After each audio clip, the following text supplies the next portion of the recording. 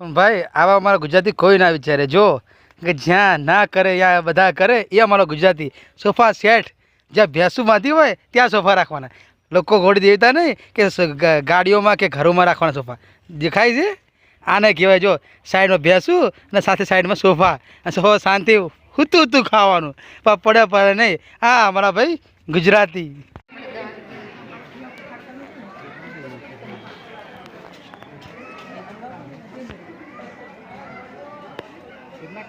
હા જેટલો ઉપર દૂધ તલાક કર્યું છે